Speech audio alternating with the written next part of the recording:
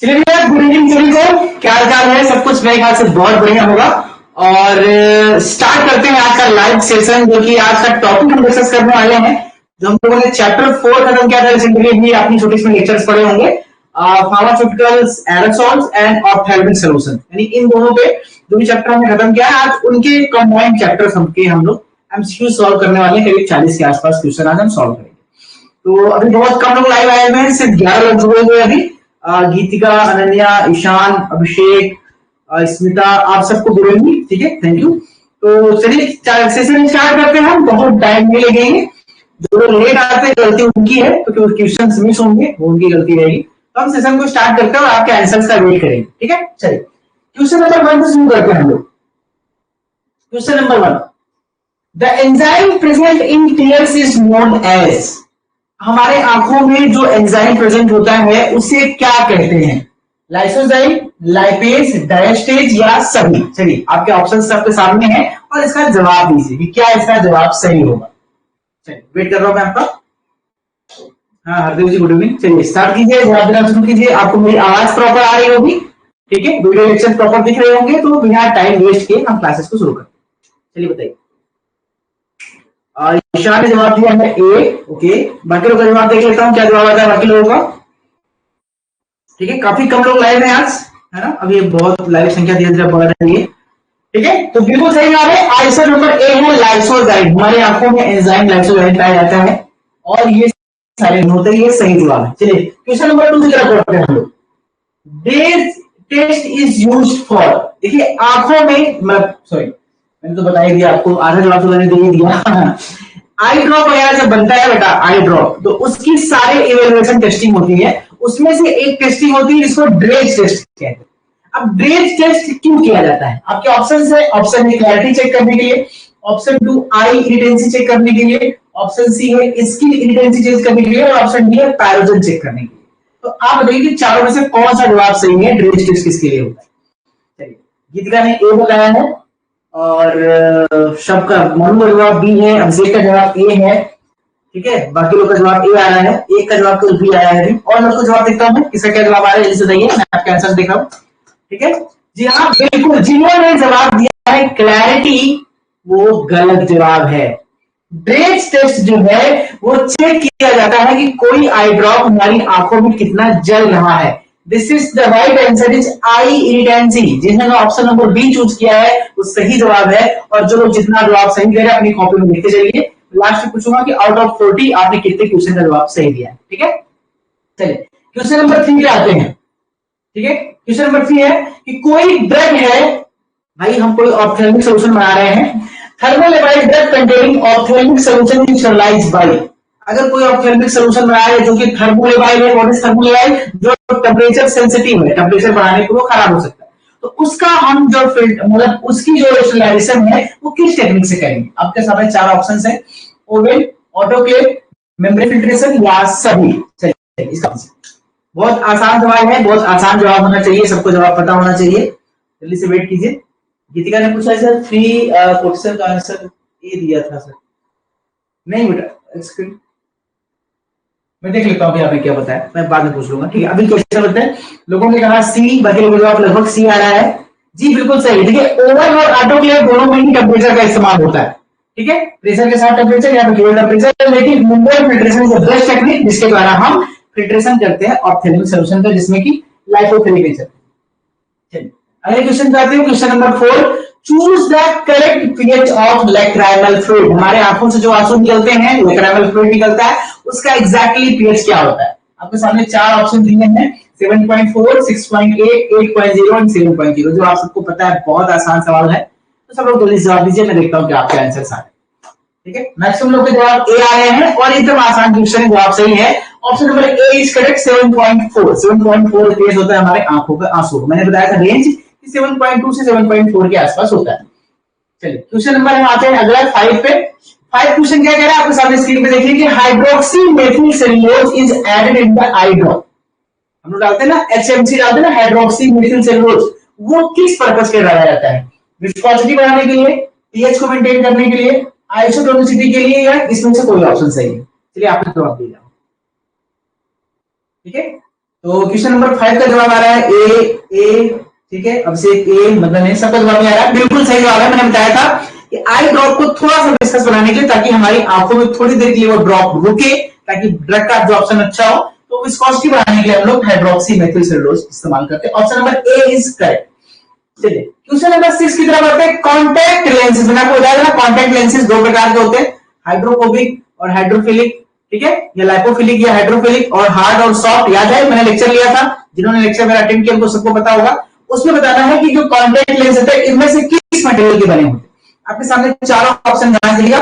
Polyvinyl alcohol है, polymethyl मेटाक्राइलेट है, chitin है, या इसमें से कोई नहीं। तो इसका जवाब सब लोग दीजिए। सबको जवाब मेरे ख्याल से आ गया है, लगभग आ गया है जवाब। और वेरी गुड, वेरी गुड। दीक्षा, मोहसिन, अमन, अभिषेक, ठीक है, सबका जवाब ऑप्शन नंबर बी आ रहा है, यानी पॉलीमेथाइलेट मिथाइल मेथाक्राइलेट। मैंने कहा था ना, शॉर्ट फॉर्म पीएमएम। हम लोग इसका इस्तेमाल लेंस बनाने में। ठीक है, क्वेश्चन नंबर 7 पे चलते हैं। क्वेश्चन नंबर 7 कहता है कि which one of these paraffin base is used in eye ointment।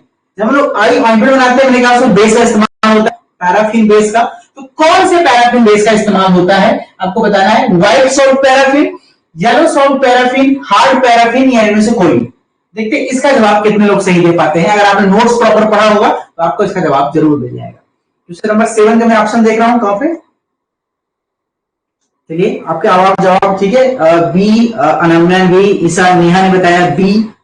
अच्छा ठीक है, अनन्या ने बी कहा है, मनु ने बी कहा है, और बाकी लोगों का जवाब देख लेता हूँ। जल्दी जवाब दीजिए भाई, जल्दी जवाब दीजिए, देखो क्या जवाब आ रहा है आपका। ठीक है, लगभग सबके जवाब बी आ रहे हैं, और सही जवाब है, गीतिका ने जवाब बी दिया है।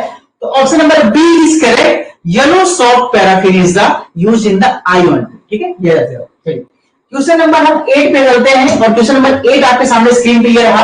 The main requirement of eye drop is, इन सब में से आई ड्रॉप बनाने के लिए सबसे जरूरी चीज क्या है। उसका आइसोटोनिक होना, उसका स्टेराइल होना, उसका फ्री फ्रॉम फॉरेन पार्टिकल होना, या सभी जरूरी है। आपका जवाब क्या है? इसका जवाब बहुत आसान है। इतना आसान क्वेश्चन ड्रग इंस्पेक्टर वगैरह या फार्मासिस्ट वैकेंसी में पूछता है, पैड पे इतना आसान क्वेश्चन नहीं आएगा।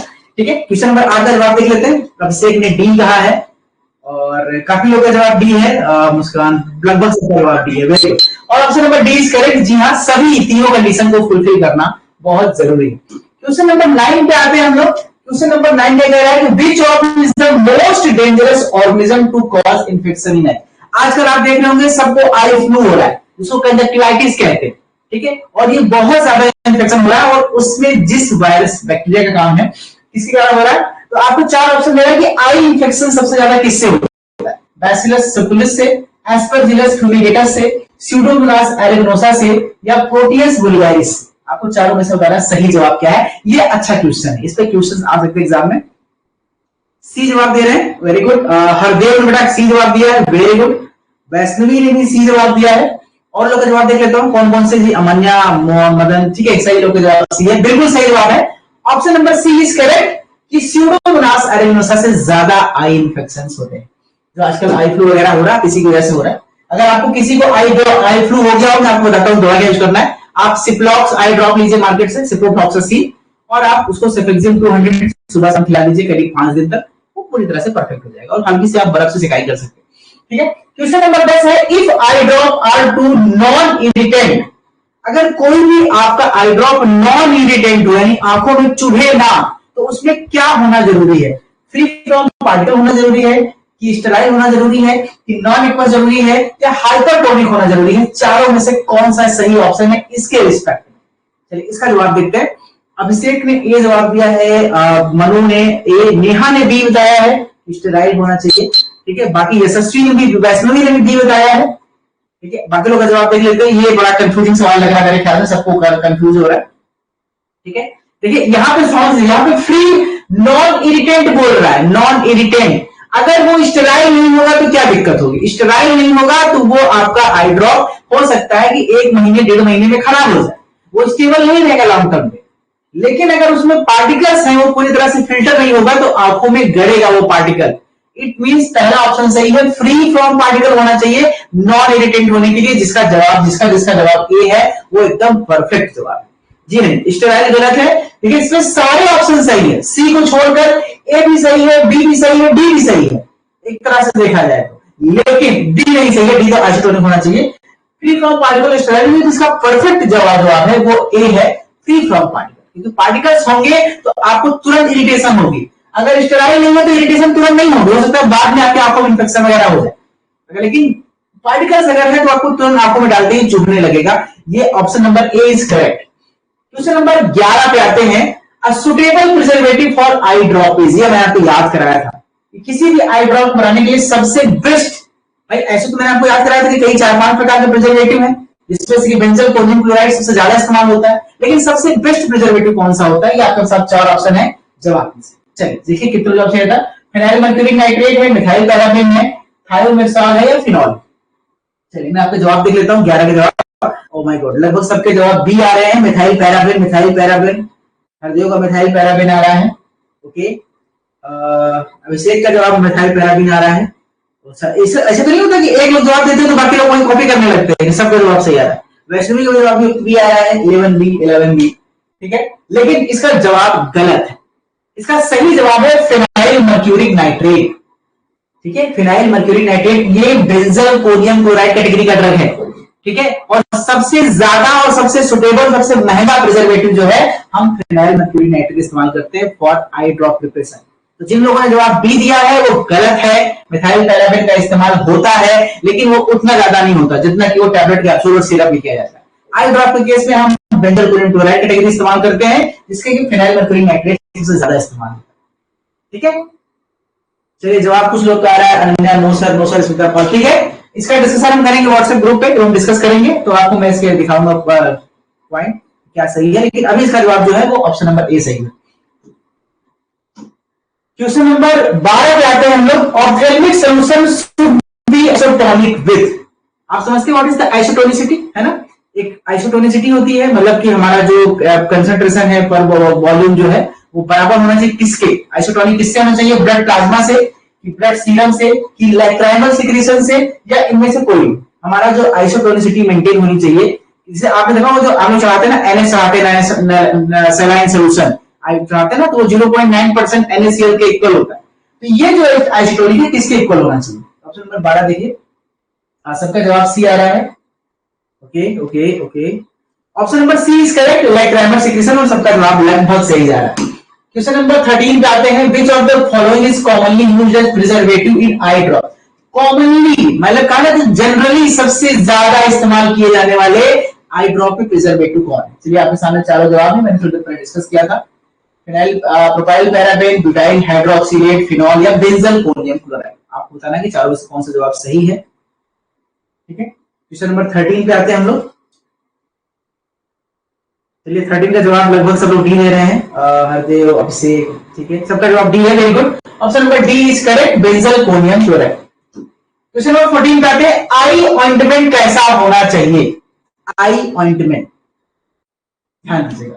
अब आप कहेंगे सब होना चाहिए, चारों ऑप्शन सही है, फ्री फ्रॉम पार्टिजन भी होना चाहिए, स्टेराइल भी होना चाहिए, प्रोटेक्टेड भी होना चाहिए, डीओनाइज्ड होना चाहिए, लेकिन सही जवाब सबसे सुटेबल आंसर क्या है, कैसे होने चाहिए आई ऑइंटमेंट, चारों में से कौन जवाब सही।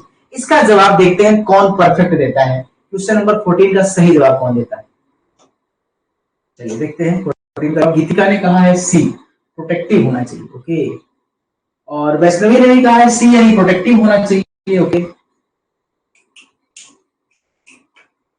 ठीक है, सी कहा है, सबने कहा है सी पर प्रोटेक्टिव प्रोटेक्टिव प्रोटेक्टिव।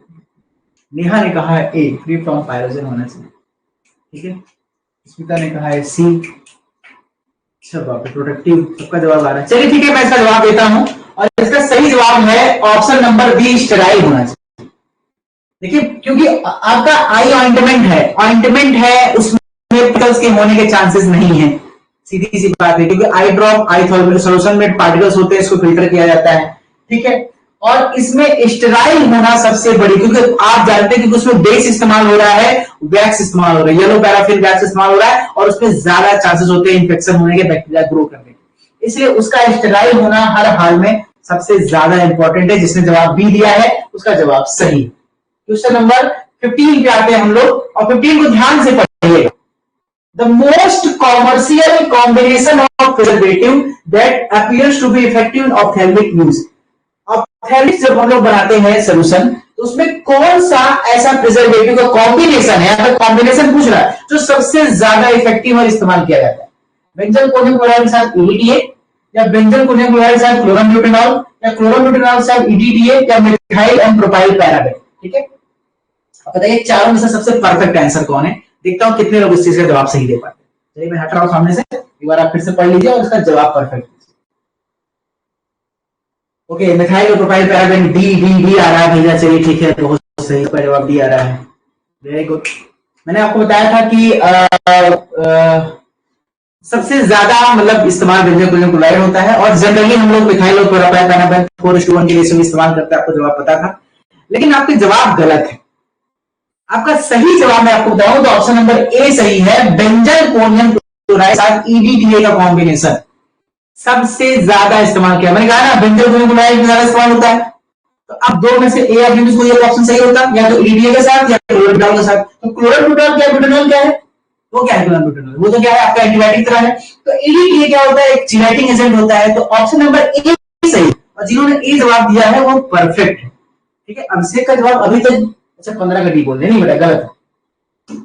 ठीक है, यही सब क्वेश्चन फंसेंगे आप लोग, कंफ्यूजिंग लगेगा, इजी लगेगा, और वहां पे गलत हो जाएगा आपका।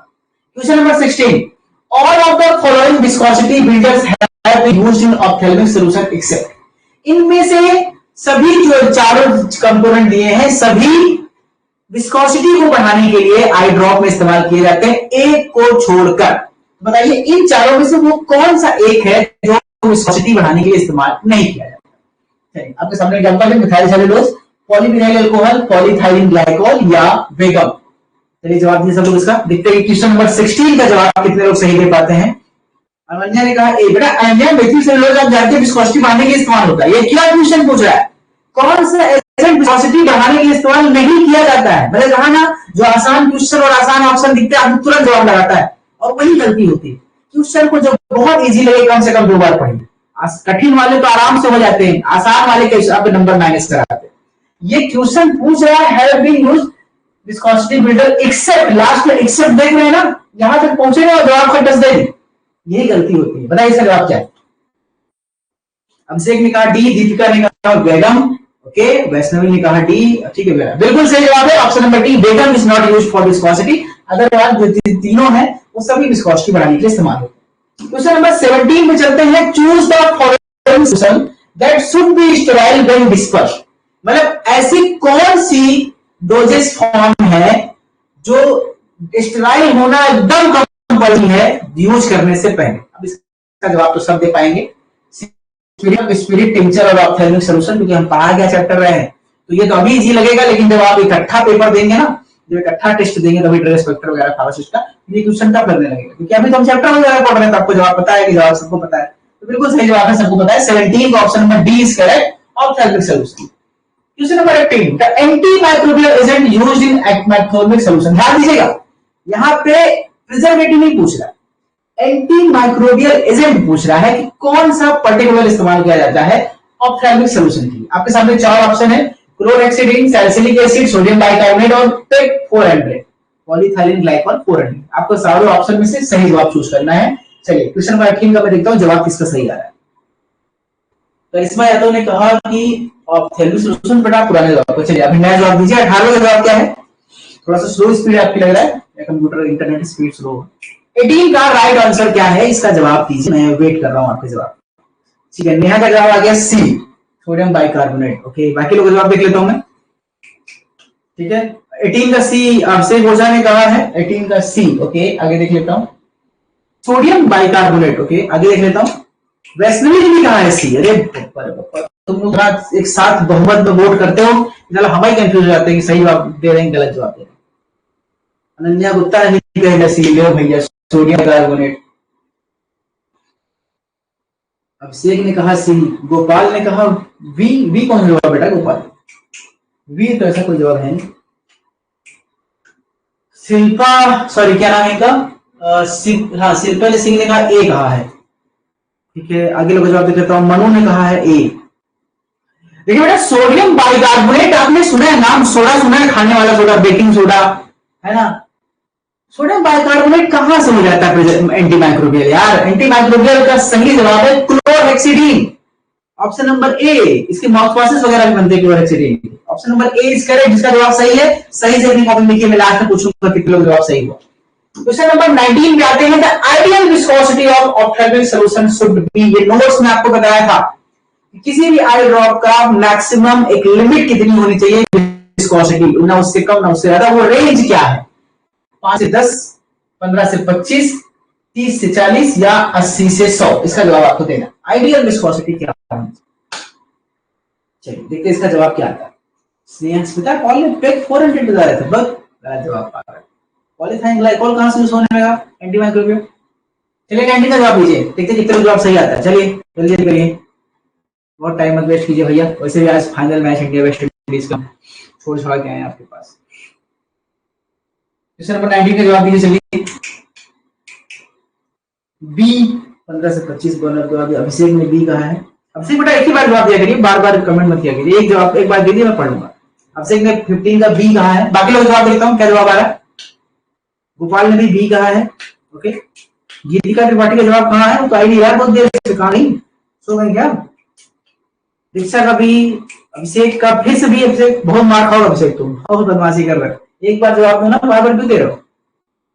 ठीक है, चलिए सही जवाब है ऑप्शन नंबर बी 15 से 25 centimetre CPS. Okay, question number 20 पे आते हैं हम लोग। लगभग हम लोग 50% क्वेश्चन पे आ चुके हैं। The concentration of phenyl mercuric nitrate used as preservative.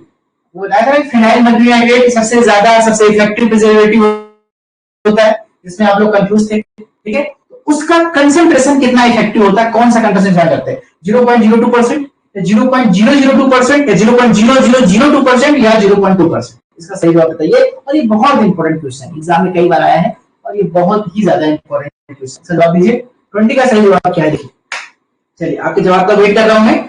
Question number 20 का सही जवाब क्या है?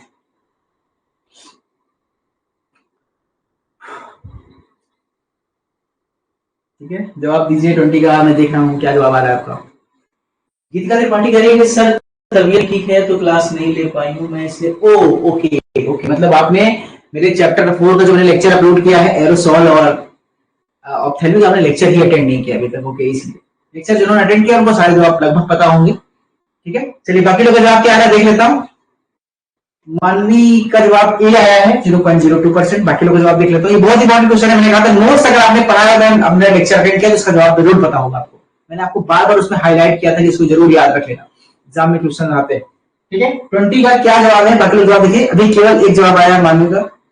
ठीक है, मोहिनी रावत का जवाब ए आया है अभी तक, और किसी का जवाब अभी तक नहीं आया। ठीक है, जल्दी करिए भाई, बहुत कठिन कर दिया गया, बहुत हार्ड हो गया क्या? चलिए मैं बता रहा हूं, सही जवाब है ऑप्शन नंबर बी 0.002। ठीक है, 0.002 ये इसका सही ऑप्शन, ऑप्शन नंबर बी। याद रख लेना इसको। Question number 21, benzalkonium chloride. किसी भी आई ड्रॉप में मैंने कहा सबसे ज्यादा इस्तेमाल होने वाला प्रिजर्वेटिव बेंजल कोलिन क्लोराइड है। उसका कितना परसेंटेज इस्तेमाल किया जाता है? कितना कंसंट्रेशन? 0.1, 0.02, 1 या 0.05? ठीक है, ये आपको बताना है कि चारों में से कौन सा जवाब सही। ये भी क्वेश्चन कई बार एग्जाम में पूछा गया, कंसंट्रेशन में क्वेश्चन कई बार पूछा गया, इसका जवाब सही देना आपको। ठीक है, चलिए जवाब देते हैं बाकी लोग का। 21 का जवाब क्या है? 21 क्वेश्चन का आंसर क्या है? जवाब दीजिए जल्दी से, नहीं तो फिर हम आगे बढ़ते हैं। वेट कर रहे हैं आपके जवाब का। क्वेश्चन नंबर 21 का राइट आंसर क्या है? ठीक है, राजीव सिंह राजपूत ने बताया है कि बी 0.02। ओके, आगे देख लेते हैं बाकी लोग का जवाब क्या। हरदेव ने भी शायद 0.02 का है। आगे देख लेते जवाब। नहीं बेटा, नोट्स नहीं पढ़े हो तुम लोग। दीक्षा का जवाब, मानवी का जवाब भी, मोहिनी का जवाब भी। नहीं, नोट्स नहीं पढ़े हो आप लोग बेटा। मैंने कहा नोट्स जरूर, लेक्चर के बाद नोट्स याद करना है, पढ़ना नहीं है, याद करना है उसको। तो आपको मैं थ्योरी नोट्स नहीं दे रहा हूँ, कंपैक्ट नोट्स दे रहा हूँ, उसको तो याद करो। ऑप्शन नंबर ए सही है 0.1%। आज बहुत लोगों के जवाब गलत है, इसका मतलब आपने लेक्चर्स नहीं लिए हैं। ठीक है, चलिए question number 20, which one of the following device is used to increase the efficiency of blood delivery via? चलिए अब क्वेश्चन नंबर हम एरोसॉल पे स्टार्ट करते हैं। ऑप्थेल्मिक सॉल्यूशन खत्म, एरोसॉल पे मूव करते हैं। एरोसॉल का पहला क्वेश्चन है, कौन सा डिवाइस है जिससे हम एरोसॉल की डिलीवरी एफिशिएंट हो जाए उसको कंट्रोल करते हैं? डिप ट्यूब से, मीटर बॉल से, एक्यूवेटर से या प्रेशर वॉल्व से? मैंने आपको लेक्चर में पढ़ाया था, बहुत अच्छे से समझाया था। देखिए जवाब कितना आता है। फिर मैं इसका एक्सप्लेनेशन बताता हूँ। पहले आपका जवाब देख लेता हूँ। क्वेश्चन नंबर 22 का जवाब क्या है, देखिए बताता हूँ। मानवी का जवाब बी, दीक्षा का जवाब बी, ओके, मोहिनी का जवाब बी, नीतीश का जवाब बी, बाकी लोगों का जवाब लगभग सब वही थे। एक का जवाब बी, तो सबका जवाब बी। और option number B is correct, metered valve. मैंने क्या बताया था कि इनहेलर्स में आप कभी ज्यादा प्रेस करेंगे तो ज्यादा निकलेगा, कम प्रेस करेंगे तो कम निकलेगा। इट मींस वो आपको प्रॉपर डोज नहीं मिलेगा, कभी ज्यादा कभी कम। इसीलिए मीटर वॉल लगाए जाते हैं, क्योंकि एक बार में जब आप प्रेस करेंगे तो इतना सेम क्वांटिटी ऑफ ड्रग हमेशा निकलेगा टिल द लास्ट ड्रॉप। ये खास बात है। क्वेश्चन नंबर 23 इस पे आते हैं। Container use for aerosol. भाई हम लोग एरोसॉल कंटेनर यूज करते हैं, मैंने बताया था कि भाई टिन का होता है और ग्लास का होता है। तो जो टिन के आपके कंटेनर्स इस्तेमाल होते हैं उसमें कितना मैक्सिमम प्रेशर वो बियर कर सकता है टिन? 130 से 150, 130 फ़ारेनहाइट पे, या 140 से 180, या 170 से 170 लिखा है, या 120 से 140। ऑप्शन चारों में से कौन सा जवाब सही है? अगर आपने नोट्स प्रॉपरली पढ़ा है तो आपको जवाब पता होगा, नहीं पढ़ा है, लेक्चर नहीं लिया है तो आप कुछ नहीं कर पाएंगे। और आज मैक्सिमम बच्चे वही वाले हैं जो लेक्चर नहीं लिए, इसीलिए वो सेशन छोड़ के जा भी रहे। अभी तक 3-4 बच्चे सेशन लेफ्ट कर चुके हैं, जबकि मैं लाइव पूरा ही खत्म नहीं हुआ है तब भी। और ये गलत बात है। अभी मैं लाइव लेना बंद करूँ, आप सर लाइव क्लास नहीं चल रही है, जब क्लास चल रही है तो आप लाइव सेशन छोड़ के जा रहे हैं बीच में। ठीक है, ये गलत तरीका है। ऑप्शन नंबर बी सही है, 140 से 180 के वजह। वेरी गुड, जिन्होंने जवाब दिया बिल्कुल सही जवाब है। ऑप्शन नंबर बी इज है। Question number 24, which of the following component regulates the opening and closing of wall. जो आपका वॉल होता है उसकी ओपनिंग और उसकी क्लोजिंग, जो आपके इनहेलर्स में या एरोसॉल्स में, उसमें कौन सा पार्ट कंट्रोल करता है? डिप ट्यूब, स्टेम, एक्चुएटर या माउंट कैप? ठीक है, कौन किसी भी एरोसॉल्स की ओपनिंग और क्लोजिंग को कंट्रोल कौन करता है? इन चारों में से सही जवाब दीजिए, जितना जवाब सही आता है। अनन्या गुप्ता ने कहा सर कि नो सर बंद मत करिएगा। बेटा क्या करें बताओ? अब देखो लाइव सेशन तो पहले कम लोग ज्वाइन किया, ऊपर तो 4-5 लोग छोड़ के जा रहे। छोड़ने का मतलब समझ रहे क्या है? छोड़ने का मतलब क्लियर है कि उन्होंने क्लास नहीं लिया है, उनको समझ में नहीं आ रहा, उनके आंसर गलत हो रहे हैं बार बार, तो छोड़ रहे हैं। कम से कम नहीं आ रहा है आंसर गलत भी हो, सुन तो लो, कुछ बातें आपको सकता है ऐसे याद हो जाए। ये इस तरह से छोड़ना ठीक नहीं। ठीक है, क्वेश्चन नंबर 24 का सही जवाब क्या आ रहा है? वैष्णवी ने सी बताया, मानसी सी बिल्कुल सही जवाब है। Option number C, actuator is the right answer. Okay, question number 25 पे आते हैं हम लोग। The piezo electric effect is associated with. देखिए, पीजो इलेक्ट्रिक इफेक्ट एक होता है जिसको हम मेजर करते हैं, एक तरह से देखा जाए तो हम उससे इवैल्यूएशन करते हैं। वो किस प्रकार के इनहेलर्स या एरोसोल के लिए इस्तेमाल होता है? एमडीआई के लिए, मीटर्ड डोज इनहेलर, या ग्लास कंटेनर्स के लिए होता है वो टेस्ट, या मेस नेबुलाइजर के लिए होता है, या अल्ट्रासोनिक नेबुलाइजर के लिए होता है? किसके लिए हम लोग piezo electric effect test check करते हैं? ये थोड़ा सा कठिन सवाल है, देखते हैं इस कठिन सवाल का जवाब कितने लोग सही देते हैं। कुछ लोग तो तुक्का भी मारेंगे, देखते हैं तुक्का सही लगता है कि नहीं लगता है। ठीक है, 25 का सही जवाब ऑप्शन नंबर ए दिया है मनु कंबोज ने, एमडीआई। देख लेते हैं बाकी लोग का जवाब क्या आता है। गोपाल क्या कह रहे हैं सर? नहीं, बारिश की वजह से नेट प्रॉब्लम आता है। ठीक है, बारिश तो यहाँ हो ही नहीं रहा यार मेरे बनारस में, तो जो गर्मी है आप हुआ है। ठीक है, चलिए 25 का जवाब दे लेते हैं। मनु ने कहा ए। ठीक है, बाकी लोग का जवाब बेटा केवल मनु ने पढ़ाई की है कि बाकी लोगों ने पढ़ाई की है? बोलिए बोलिए बोलिए। बिल्कुल सही जवाब वैष्णवी ने कहा है सी। आगे देख लेते हैं बाकी लोगों का। ठीक है, देखिए मैंने कहा था ना, कुछ क्वेश्चंस ऐसे होते हैं जो आपको नोट्स पे नहीं मिलेंगे, लेकिन जब आप क्वेश्चन सॉल्व करेंगे तो उस पर वो नोट्स, वो टॉपिक आएंगे और उसको अलग से आपको डायरी में लिख लेना है। मैंने कहा वो क्वेश्चन आपको जरूर डायरी में लिखना है। इसका सही जवाब है option number B, ultrasonic nebulizer. Nebulizer समझते हैं? तो उसमें जो पार्टिकल्स होते हैं लिक्विड फॉर्म में वो बहुत छोटे हो जाते हैं, इसलिए उसको अल्ट्रासोनिक नेबुलाइजर कहते हैं। उसके लिए हम पीजो इलेक्ट्रिक इफेक्ट चेक करते हैं। ऑप्शन नंबर डी सही है। ठीक है, क्वेश्चन नंबर 26 पे आते हैं। Measurement of particle size in pharmaceutical aerosol. Aerosol में हम किस एनालिसिस के द्वारा या किस डिवाइस के द्वारा पार्टिकल साइज चेक करते हैं एरोसॉल्स का? Cascade impactor, light scatter, DK, Karl Fischer method, या आईआर इंफ्रारेड मेथड? इन चारों में से कौन सा जवाब, कौन कौन जवाब सही है? अब आपके सामने ऑप्शन है कि P Q, option number B सही है क्यू आर, सी कह रहा है आर एस और डी कह रहा है पी एस। कौन से दो जवाब सही है एरोसॉल के पार्टिकल साइज को मेजर करने के? चलिए जवाब दीजिए, बाकी लोग जो लोग लिए हैं, पढ़े हैं, मैं उनके जवाब का वेट कर रहा हूं। ठीक है, नेहा ने कहा ए मतलब पी और क्यू। ओके, बाकी लोग देख लेते हैं, थोड़ा सा देर से ध्यान से पढ़ लीजिए, कोई जल्दबाजी नहीं, ध्यान से क्वेश्चन पढ़िए, ऑप्शन आपके सामने है और फिर जवाब दीजिए, जल्दबाजी नहीं है। मुझे बताइए कि इसका सही जवाब आपके हिसाब से क्या होना चाहिए।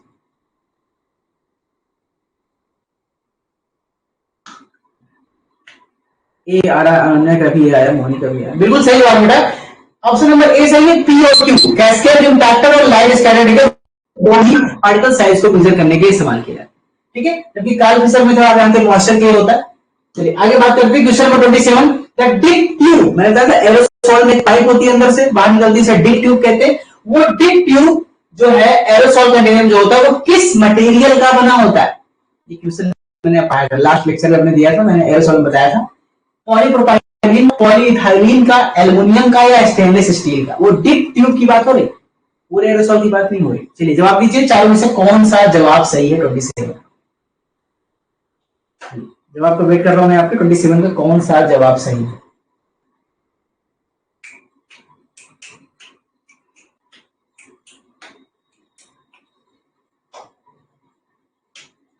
हाँ, हरदेव ने कहा ए और बी, बिल्कुल सही है, दोनों इस्तेमाल होते हैं, पॉलीथीन और पॉलीप्रोपाइलिन। लेकिन यहाँ पे जब एक ही जवाब आपको चूज करना है तो कौन सा चूज करेंगे? जो सबसे ज्यादा इस्तेमाल होता है। ठीक है, तो सबसे ज्यादा इस्तेमाल कौन होता है आपको ये बताना है। शिल्पा, अरे शिल्पी ने कहा है बी पॉलीथाइलिन, देखते हैं। मनु ने भी ए और बी कहा है, सबका ए और बी बिल्कुल सही जवाब है, ए और बी सही है। लेकिन अगर सिर्फ एक ऑप्शन चूज करना होगा तो हम पॉलीप्रोपाइलिन का चूज करेंगे, क्योंकि सबसे ज्यादा पॉलीप्रोपाइलिन इस्तेमाल होता है, पॉलीथीन का इस्तेमाल इसकी बात नहीं। Option number A is correct, polypropylene. वैसे दोनों जवाब सही थे। क्वेश्चन नंबर 28, प्राप्ति the inside diameter of the common tube. हाँ, अब ये सवाल बड़ा टफ है और इंटरेस्टिंग भी है। जो डिप ट्यूब होता है वो उसकी मोटाई कितनी होती है, उसका डिप का इंटरनल डायमीटर कितना होना चाहिए? 0.120 से 0.125 इंच, 0.5 से 0.8 इंच, या 0.0050 इंच, या 5 mm? अब आपको इसका जवाब देना है कि कौन सा सही जवाब है इसका।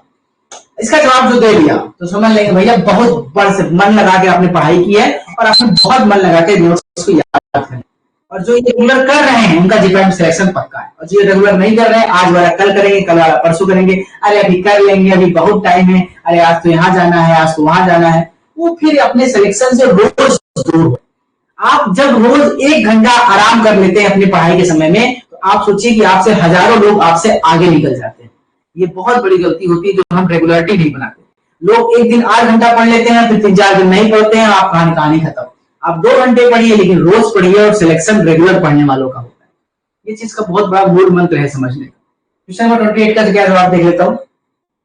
शिल्पी ने कहा है बी, ओके, बाकी लोग का जवाब आगे देख लेते हैं। नाम क्या है? अभिजीत ने भी कहा है बी, गोपाल ने कहा है बी, नेहा ने कहा है। मुझे लग रहा था बहुत कठिन क्वेश्चन मैंने पूछ लिया, यहाँ तो सबको जवाब पता है। जी हाँ, बिल्कुल सही जवाब है option number B, 0.5 to 0.8 inch. Question number 29 पे आते हैं। ट्राइक्लोरो मोनोफ्लोरोमेथेन इज हैज, अब ये बहुत ही इंटरेस्टिंग सवाल है भैया। जितने लोगों को इस सवाल का जवाब पता होगा, मैंने सिखाया था लास्ट क्लास में कैसे हम किसी भी आपके जो सीएफसीज हैं उसका नॉमेनक्लेचर कैसे करते हैं। तो क्या पूछ रहा है? ट्राइक्लोरो मोनोफ्लोरोमेथेन, इसका डिजिट अगर हम डिनोट करेंगे तो कौन सा होगा? ये चारों ए बी सी डी। अब ये सवाल आप कैलकुलेट कर सकते हैं, मैं सॉल्व करा के दिखाता हूं। क्या बोल रहा है? ट्राइक्लोरो मोनोफ्लोरोमेथेन, मेथेन मतलब एक कार्बन मेथेन। फिर क्या बोल रहा है? ट्राइक्लोरो, यानी इस पे 3 क्लोरीन लगा है और क्या लगा? एक फ्लोरीन ग्रुप लगा है। ठीक है, अब इस फार्मूले का कैसे निकालेंगे हम CFF वैल्यू नॉमेनक्लेचर? तो मैंने क्या बताया, सबसे पहले देखते हैं नंबर ऑफ कार्बन, और नंबर ऑफ कार्बन जितने हो उसके -1 करो, तो नंबर ऑफ कार्बन कितने हैं? 1, -1 करेंगे क्या हो जाएगा? 0। ये सिखाया था आपको, याद है? फिर मैंने क्या बताया था कि नंबर ऑफ हाइड्रोजन +1, तो कितने हाइड्रोजन है यहाँ पे? एक भी नहीं, तो +1 क्या हो जाएगा? 1। और कितने फ्लोरीन है? कितने फ्लोरीन है? 1, तो यह हो जाएगा इसका जवाब 0, 1, 1। और option number A is correct, 0, 1, 1। जिन्होंने जवाब दिया मतलब आपने लास्ट लेक्चर को बहुत अच्छे से पढ़ा। मैंने आपको समझाया था, याद कराया था कि कैसे हमें इसको समझना है और कैसे इसको सॉल्व करना है। वेरी गुड बेटा, बहुत अच्छी बात है। क्वेश्चन नंबर 30 पे आते हैं। .2q, ये सॉरी .2q एक इसका फॉर्मूले का नाम है। इस container used for aerosol packaging are made by, एक तरह का मैंने कहा था कई तरह का हम लोग कंटेनर इस्तेमाल करते हैं, उसमें एक नाम है, उस कंटेनर का नाम है .2q। वो कंटेनर किसका बना होता है? ट्रिपलेट स्टील का, ट्रिपलेटेड स्टील का, अनकोटेड ग्लास का, कोटेड ग्लास का या स्टेनलेस स्टील का? ये जवाब बहुत लोगों को पता होगा। कुछ एक्स्ट्रा पॉइंट्स होते हैं जो आपको नोट करने होते हैं अपनी कॉपी में, और क्वेश्चन बड़े इंपॉर्टेंट होते हैं। तो इसका जवाब देख लेते हैं, क्या जवाब आ रहा है कि डॉट टू क्यू कंटेनर इस्तेमाल होता है एरोसोल टॉकिंग में। किस कंटेनर का होना किसके लिए इस्तेमाल होता है, किसको कहा जाता है डॉट टू क्यू? ठीक है, अरे वाह, स्मिता ने जवाब दिया है ए, अभिषेक ने जवाब दिया ए, मतलब अच्छा ये पुराना जवाब चल रहा है क्या आप लोग का? मुझे लगा नया जवाब है। हरदेव का जवाब ए है, मनु का जवाब है, बहुत सही, मतलब पढ़ाई बहुत मन से की आपने। ऑप्शन नंबर ए सही है, टिन प्लेटेड स्टील। 31 पे आते हैं, question 31। The aerosol system allows the dispensing of fine mist of spray of active ingredient dissolve in water. किस एरोसोल में आपको होता है जिसमें कि आपका जो डिस्पेंसिंग ऑफ फाइन स्प्रे, जो स्प्रे है वो इंग्रेडिएंट जो है वाटर में डिसॉल्व है। पहले इंग्रेडिएंट वाटर में डिसॉल्व है और फिर वो इंग्रेडिएंट जो वाटर में डिसॉल्व है वो कहां पे है, वो आपके प्रोपेलेंट के साथ है। तो ये कितना फेज सिस्टम हो गया, 2 फेज या 3 फेज? इसको मैंने आपको बहुत अच्छे से समझाया था। इसका जवाब 3 फेज सोल्यूशन, एक्वासोल या 2 फेज, क्या जवाब इसका होगा? और मैंने आपको बहुत विधिवत समझाया था कि जब केवल आपका लिक्विड और प्रोपेलेंट है तो 2 फेज सिस्टम, और लिक्विड में सस्पेंशन या इमल्शन के साथ एरोसोल है तो 3 फेज। तो यहाँ पे क्या कह रहा है, एक्टिव इंग्रेडिएंट डिसॉल्व है वाटर में, मतलब ये क्या है, ये सस्पेंशन के फॉर्म में आ गया। यानी इसका सही जवाब होगा 3 फेज सिस्टम। जिन्होंने जवाब दिया 3 फेज, उसका जवाब। Question number 32 sorry. The identification of propellants in pharmaceutical aerosol is carried out by. किस मेथड के द्वारा हम प्रोपेलेंट कौन सा इस्तेमाल हुआ है उसका आइडेंटिफिकेशन टेस्ट करते हैं? मैंने आपको इवैल्यूएशन में पढ़ाया था।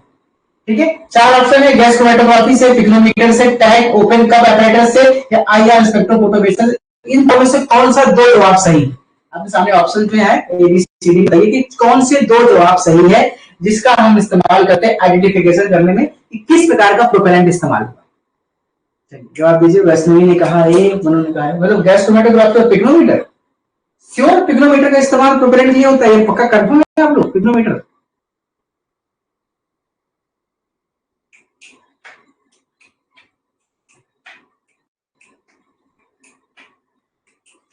डी डी डी मतलब आर एस। ओके, कई लोग जवाब डी आ रहा है और बिल्कुल सही जवाब, जिनका जवाब डी है सही है, आर और एस, यानी कि टैग ओपन कप apparatus और आईआर स्पेक्ट्रोफोटोमेट्री के साथ का इस्तेमाल हम लोग प्रोपेलेंट को आइडेंटिफिकेशन के लिए करते हैं। नंबर 33। किसी भी एरोसोल में जो प्रोपेलेंट है उसका वेपर प्रेशर मेजर करने के लिए किस नियम का इस्तेमाल होता है? बायर्स का नियम, नॉइस व्हिटनी का नियम, स्ट्रोक का नियम या डाल्टन का नियम? मैंने कल आपको क्लास यानी कल लास्ट लेक्चर में मैंने आपको पढ़ाया। देखते कितने लोगों का जवाब सही है। मैंने बताया था पूरे एरोसोल 2 नियम पे बेस्ड होते हैं। ठीक है, एक डाल्टन्स लॉ था और एक बायर्स लॉ था। तो कौन सा जवाब सही है? नहीं देखिए, जल्दी जवाब दीजिए। क्वेश्चन नंबर 33 का जवाब क्या आ रहा है भैया, चलिए बताइए। अब लेक्चर आपको बोरिंग हो रहा है, धीरे धीरे आपको लेक्चर छोड़ रहे हैं। सही जवाब है option number D, Dalton's law. Dalton's law क्या है? पार्शियल प्रेशर का नियम, P बराबर P1 plus P2 plus P3 plus P4। Right ना, एग्जांपल जैसा सब्जी वाला है, सब्जी में टमाटर है, धनिया है, मिर्चा है, सब तोड़े दो।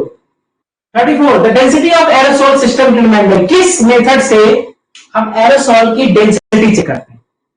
ये 4 जवाब दीजिएगा। Gas chromatography, Karl Fischer, IR spectrometer या हाइड्रोमीटर। इन चारों में किस मेथड का इस्तेमाल करके हम एरोसोल की विस्कोसिटी को चेक करते हैं?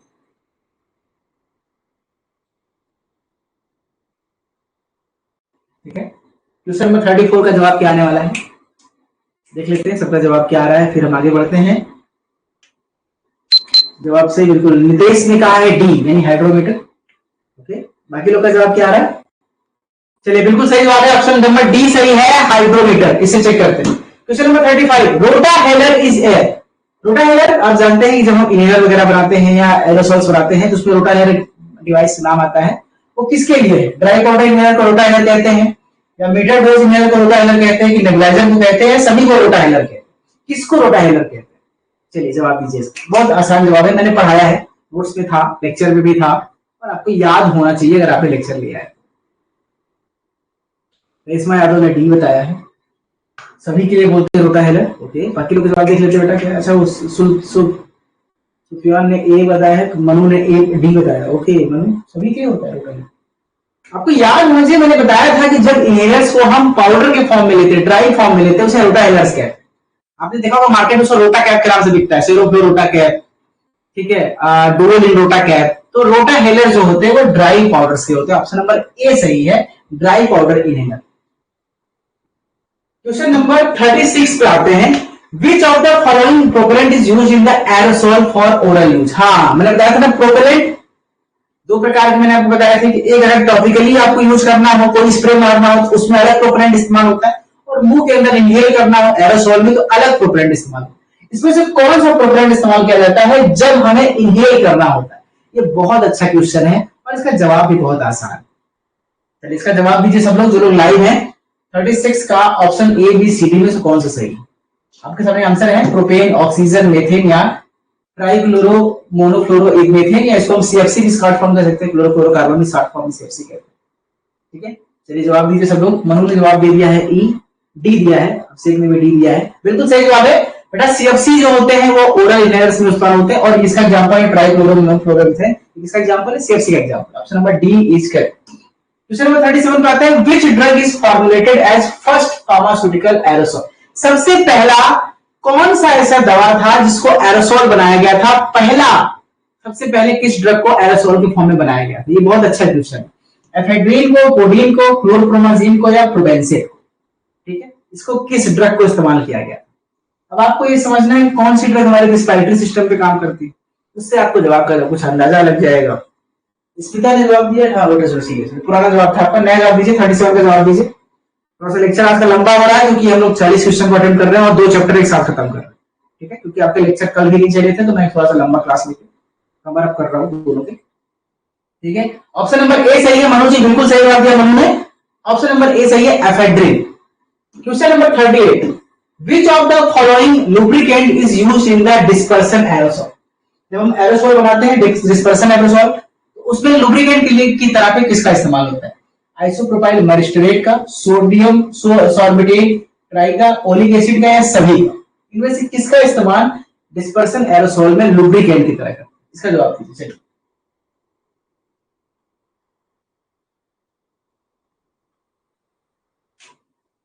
जवाब मिला? चलिए थोड़ा सा स्लो हो गए आप लोग, मेरे पास टाइम कम है, मैं जल्दी खत्म करता हूं। ऑप्शन नंबर डी सही है, ऑल ऑफ द एबव। तीनों का इस्तेमाल होता है as a lubricant. Question number 39। The particle size for metre dose inhaler should be remain in the micrometer range. किस रेंज में होता है एमडीआई में जो पार्टिकल्स निकलते हैं मीटर डोज इनहेलर में, उसका रेंज कितना होता है? इसका जवाब दीजिए, आपके सामने आंसर है, ध्यान से पढ़िए और जवाब दीजिए। ठीक है, जवाब दीजिए भैया। बहुत आसान जवाब है, सबसे कम रेंज वाला देख लीजिए कौन सा है, वही जवाब होना चाहिए मीटर डोज में। सही, ऑप्शन नंबर ए सही है, बिल्कुल सही जवाब दिया यहाँ पे करिश्मा यादव जी ने। 2 से 8 माइक्रोमीटर। और तो लास्ट क्वेश्चन क्या लोग आते हैं 40 में। Quick breaking forms consist of. Form बनाए जाते हैं ना एरोसोल्स में, जो दाढ़ी वाला सेविंग क्रीम देखते हैं, तो जो तुरंत फॉर्म टूट जाए उसे क्विक ब्रेकिंग फॉर्म्स कहते हैं। वो किसके बने हों?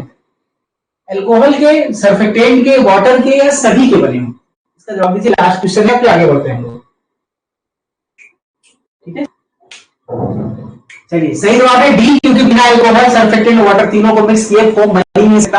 यानी तीनों ऑप्शन सही है, option number D is correct. अब आप बताइए जो लोग लाइव है अभी तक, 40 में से कितने आपके क्वेश्चन के जवाब आज सही है? जिसका जवाब 25 प्लस है मतलब आपने पढ़ाई सही से किया। इसका कम है मतलब आपको मेहनत करनी है, आपने लेक्चर सही से अटेंड नहीं किया है। तो चलिए आपके जवाब का वेट कर रहा हूं मैं, कितने लोगों का जवाब कितना सही है? ठीक है, आपके टोटल 40 क्वेश्चन में से कितने लोगों ने जवाब सही दिया, आप इसका जवाब दीजिए।